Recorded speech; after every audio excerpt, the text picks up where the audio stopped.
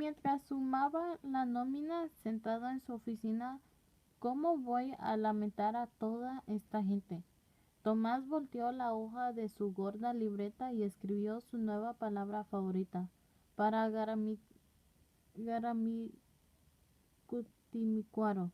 Se torneara en una de sus lecciones preferidas. Sus hijos serían atormentados por años con la obligación de pronunciar esa palabra sin titubeos, para probarle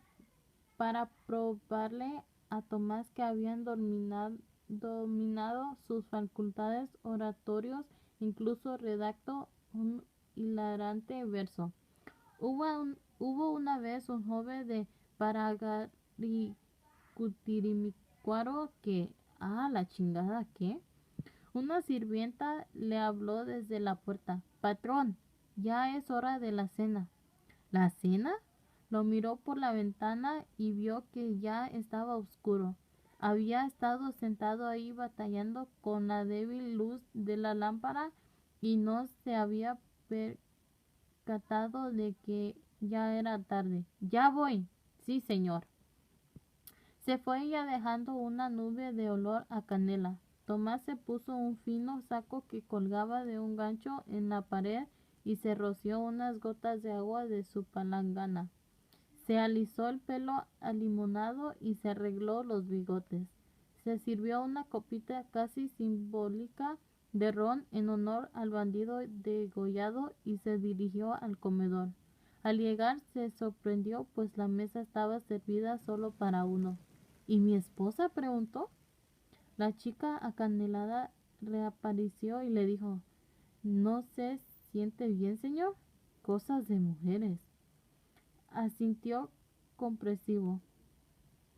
Esas cosas de mujeres al parecer eran terribles impredecibles. El bebé se ha de estar moviendo adentro, pensó.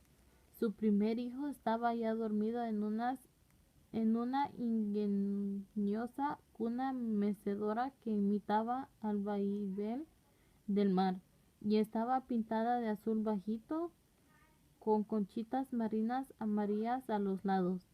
Le pegaban a una cuadrada chamaca de Leiva para que se sentara a mecer el niño por la noche. Tomás observó su cena. Las chicas encendieron las velas. Sorbió su ron. Se preguntaba si el viejo de los gusanos habría sobrevivido. Se le había olvidado preguntarle al segundo. Tomás miró a las sirvientas y a las cocineras y el comedor vacío con su larga mesa. Brindó por todo eso. Salud, dijo. La niña estaba dormida en el petate, enredada en su rebozo. Cayetana estaba hecha bola en medio del piso, comiendo algo de arroz con pescuezo de pollo en un tazón de madera. Les culcaba los hilos de carne de cada compartimiento vertebral, como si fuera un fantástico regalo en una fiesta de cumpleaños. Cuando estaba chiquita, los pescuezos de pollo eran haciendas y ella era una gigante que se los arrancaba a los lloris y se los comía mientras gritaba entre sus muelas. Miró a la niña. Si no lo hacía ahora, nunca lo haría. Terminó de comer, se limpió los dedos en la falda y puso el tazón en la rústica mesa de madera que le había hecho un vaquero. A este le había traumatizado enterarse de que los cowboys americanos les decían a los vaqueros mexicanos bucaros. Le daba tristeza, hasta se ponía filosófico y le había dado entonces un ataque de generosidad. Las cosas de Cayetana estaban envueltas en la cobija puerta de su enramada. Apagó las velas y levantó en brazos a la niña. Ni siquiera revisó los alrededores. Nada había que revisar. Luego se fue apurada a la casa de su hermana. —Oiga —gritó Tomás—, Las muchachas corrieron a ver qué le ofrecía. —¿Sí, señor? —vociferaron con pánico. ¿Estaba echada a perder la carne? ¿Estaban frías las tortillas? El café salió chirris. —Llamen a la huila, por favor. —Sí, señor. Atravesaron la cocina corriendo y tocaron a su puerta. Su cuartito estaba junto a la puerta detrás de la casa. —¿Qué? —contestó. —Es que el patrón preguntó por ti —dijo la chica con olor a canela. La huila se acercó renegando un poco a la mesa. Traía inflamada la cadera. En su mente podía ver los huesos. Estaban al rojo vivo como los fierros que removían las brasas de la chimenea. Ni modo, viejos los cerros y todavía reverdecen. —¿Qué quieres? —le dijo. Tomás le sonrió de cierta manera. Su insolencia le era correcta y atractiva. —María Sonora —le dijo—, soy la huila. —¿Ah, sí? ¿La huila? —Claro. Me siento solo. La huila se arrascó la cadera y exclamó: —¿Eh? Miró el montón de comida de la mesa. —Pues si sigues comiendo así, pronto vas a estar solo y gordo. —¿Quieres? —le ofreció. Ella arrastró una silla y se dejó caer en ella. —¿Otro plato? —gritó. Una chica entró trompicándose y puso un juego de cubiertos y un plato frente a la huila, para luego salir corriendo de vuelta casi cayéndose. —Te temen más a ti que a mí —dijo Tomás.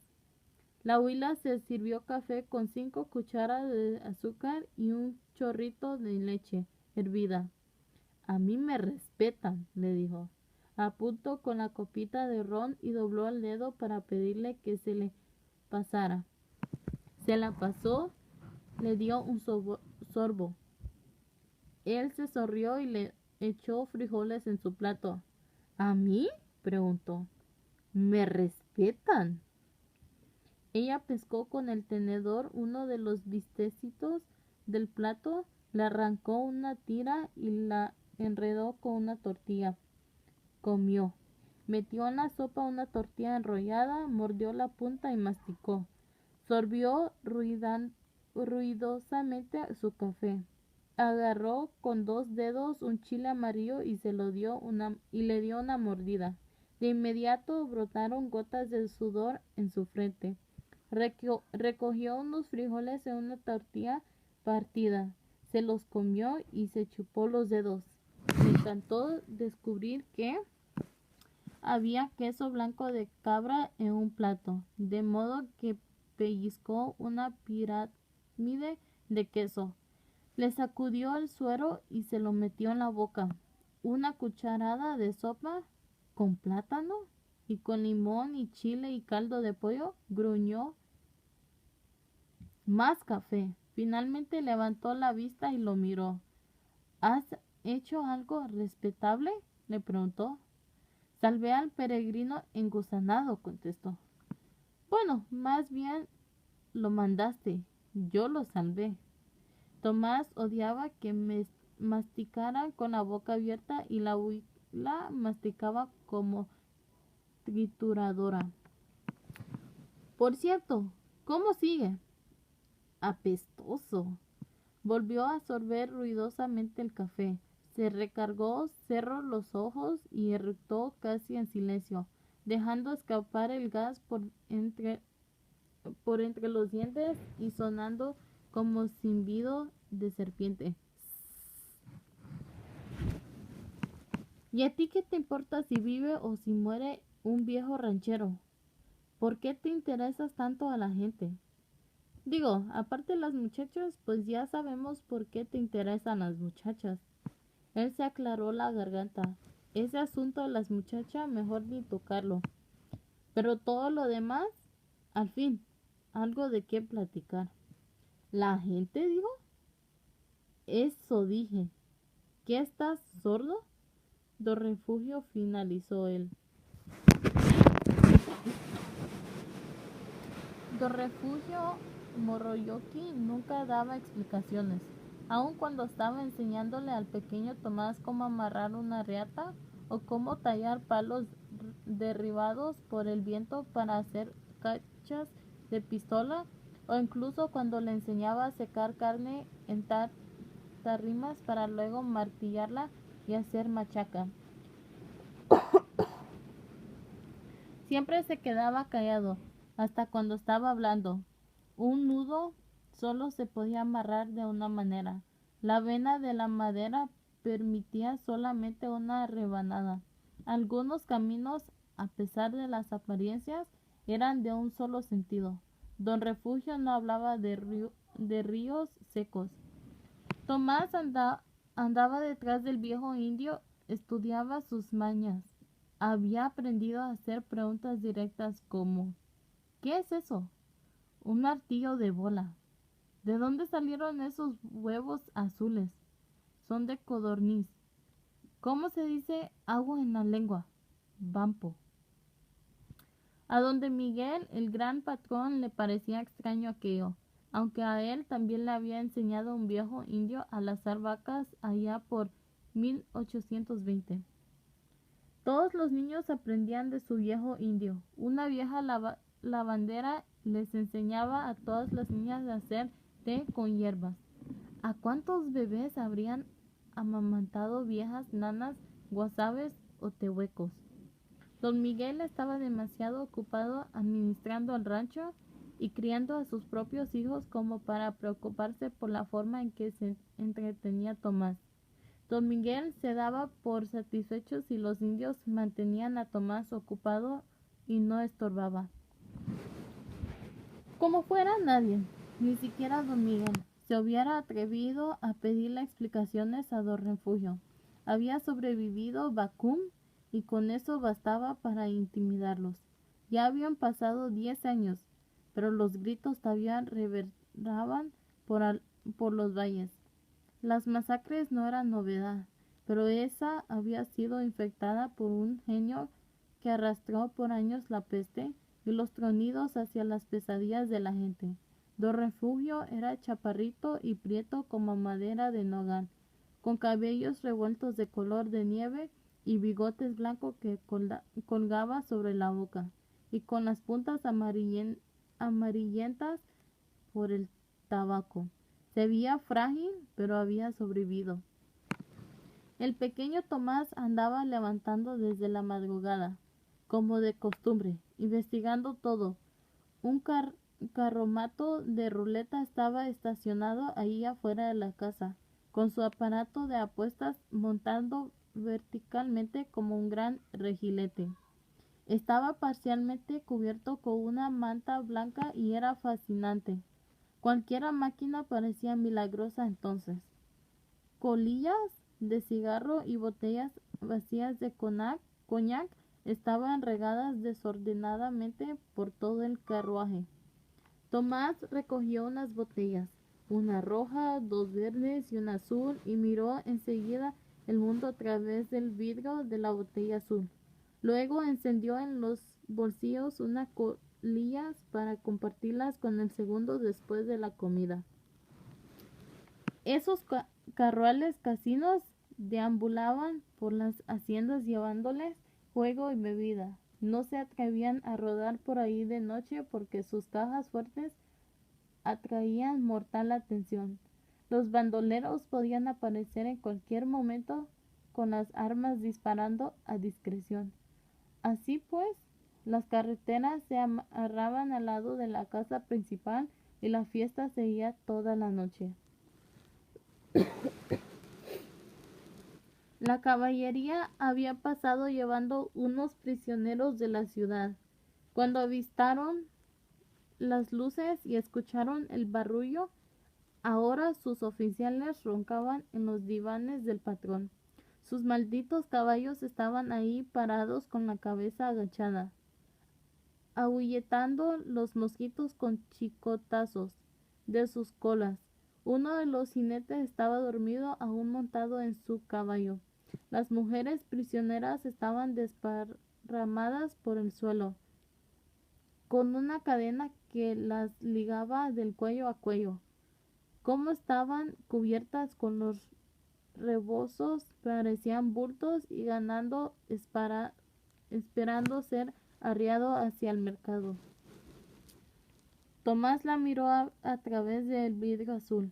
Sabía que les estaban llevando a Guaymas al norte y Culiacán al sur, o algún campo por ahí donde serían ejecutadas. Así eran las cosas. Tomás no sabía aún sentir lástima por ellas. Mientras veía sus formas acurrucadas en la luz azul, divisó a don Refugio que se acercaba a él. Don Refugio había estado esperando en Barrullo toda la noche. Los estúpidos gritos y risas forzadas de los malditos lloris. A don Refugio no le gustaban los gritos. Sabía que la diversión de los lloris podía convertirse súbitamente en algo más, de modo que era prudente mantenerse alerta. Los soldados en Bacum habían reunido a los lugareños a punta de pistola. Patearon y empujaron a la gente. Las puertas de la iglesia no estaban abiertas y como la gente confiaba en Cristo, penetraron creyendo que se les ofrecía refugio. Los soldados se burlaron. Alabado sea Jesús, dijo uno. Una madre en el extremo posterior de la multitud no pudo controlar los gritos de su hijo. El pequeño se revolvía y pateaba. Un soldado exclamó ¡Silencio! Pero el niño cesaba sus gritos. El soldado dio un paso al frente y estrelló la culata de su rifle en el rostro de la madre. Ella se desplomó como bolsa de ropa sucia y el pequeño silencio de repente. Se agachó y movió la inerte forma. Don Refugio, dijo. Capitán, ¿puedo llevarme al niño para que no se desvagale? Como un movimiento de mano la autorizaron a recoger a la pequeña víctima.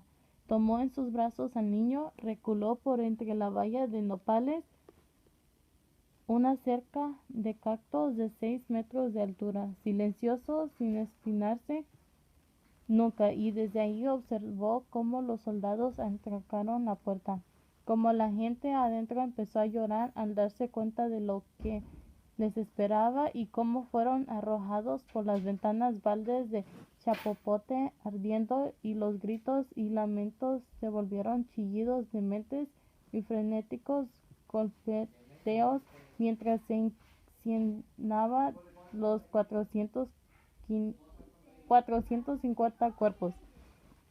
Muchas veces le dijo a Tomás que Bacum le había enseñado una lección, que no solo los pecadores estaban condenados a la hoguera, pero más que nada don Refugio hablaba con Tomás de martillos y herraduras. Se acercó y preguntó, muchacho, ¿qué hay aquí? Tomás se encogió de hombros. Nada, le dijo. Las muchachas se levantaron como caballos impedidas por las cadenas de sus cuellos, tinteando y arrastrando los pies. Mirando al suelo, don Refugio vio que cada muchacha llevaba una venda mugrosa en el brazo izquierdo, enredada y pegada a un muñón. ¡Jesucristo!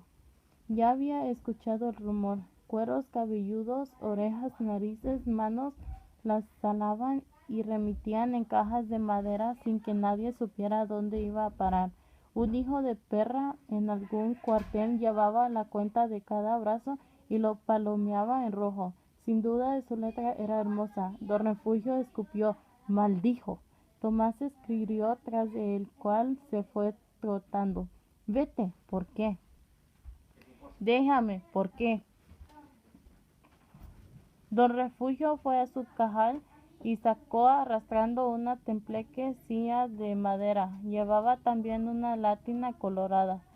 ¿Qué hay en la lata? Vete de aquí. Pues, ¿qué te hice, viejo? Vete de aquí ahorita. ¿Por qué estás enojado conmigo? No estoy enojado contigo.